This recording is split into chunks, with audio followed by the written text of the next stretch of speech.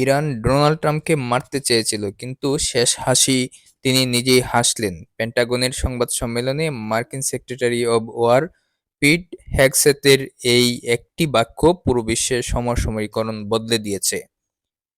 ট্রাম্পকে হত্যাচেষ্টার অভিযোগে ইরানের এক শীর্ষ কমান্ডারকে খতম করেছে মার্কিন বাহিনী। একদিকে কমান্ডারের মৃত্যু, অন্যদিকে মাঝসমুদ্রে ইরানি যুদ্ধজাহাজ ডুবিয়ে দেওয়া। আমেরিকা কি ইরানকে চিরতরে স্তব্ধ করে দেওয়ার মিশনে নেমেছে? আজ আমরা বিশ্লেষণ করব পেন্টাগনের সেই বিস্ফোরক দাবি এবং যুদ্ধের পঞ্চম দিনে ইরানের ভয়াবহ পরিণতির নেপথ্য কাহিনী। ভিডিওটির শুরু থেকে শেষ পর্যন্ত সঙ্গেই থাকবেন। আর যারা এখনও চ্যানেলটি সাবস্ক্রাইব করেননি, তারা চ্যানেলটি সাবস্ক্রাইব করবেন প্লিজ।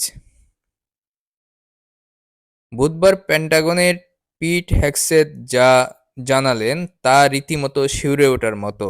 মার্কিন দাবি অনুযায়ী মঙ্গলবার প্রেসিডেন্ট ট্রাম্পকে হত্যার একটি সুনির্দিষ্ট পরিকল্পনা করেছিল ইরানি সামরিক ইউনিটের একটি বিশেষ দল। কিন্তু মার্কিন গোয়েন্দা সংস্থা ও সামরিক বাহিনী সেই পরিকল্পনাকারীকে খুঁজে বের করে ২৪ ঘন্টার মধ্যেই তাকে নিশ্চিহ্ন করে দিয়েছে। হেগসেথের ভাষায়, এটি কোনো সমানে সমান লড়াই ছিল না এবং হবেও না। আমেরিকা স্পষ্ট বার্তা দিচ্ছে, প্রেসিডেন্টের গায়ে আঁচ লাগার চেষ্টা করলে তার পরিণাম হবে অত্যন্ত ভয়াবহ। কেবল কমান্ডারকে হত্যা করেই ক্ষান্ত হয়নি আমেরিকা। ইরানি ড্রোন হামলায় নিহত ৪ মার্কিন সেনার রক্তের বদলা নিতে শুরু হয়েছে অপারেশন এভরিডো। আন্তর্জাতিক জলসীমায় যে ইরানি যুদ্ধজাহাজটিকে তেহরান নিরাপদ মনে করেছিল মার্কিন সাবমেরিন থেকে ছোড়া টর্পেডোয়, তা এখন সমুদ্রের তলদেশে। মার্কিন সেক্রেটারি অব ওয়ারের হুঙ্কার, তারা পরাজিত হচ্ছে আর আমরা কেবল শুরু করেছি।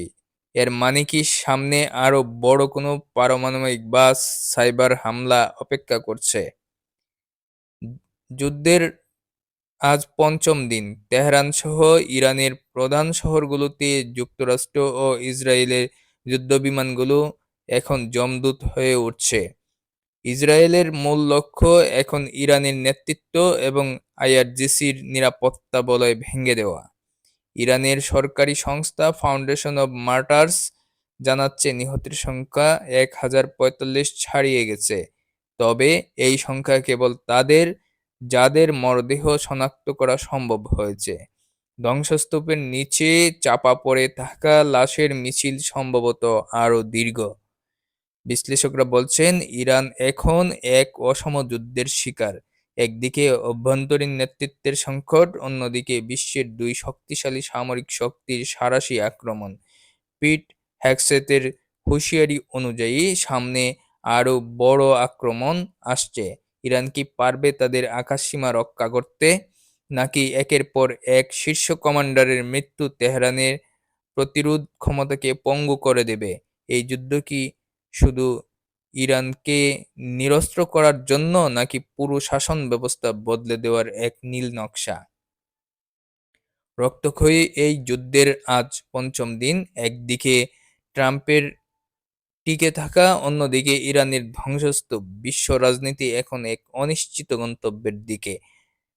আপনার কি মনে হয় আমেরিকার এই আগ্রাসন কি মধ্যপ্রাচ্যে স্থায়ী শান্তি আনবে, নাকি জন্ম দেবে নতুন কোনো মহাপ্রলয়ের? কমেন্টে আপনার মূল্যবান মতামত জানান। যুদ্ধের প্রতি মুহূর্তের বিশ্লেষণধর্মী আপডেট পেতে আমাদের চ্যানেলটি সাবস্ক্রাইব করে বেল আইকনটি চেপে রাখুন। পাশে থাকার জন্য ধন্যবাদ।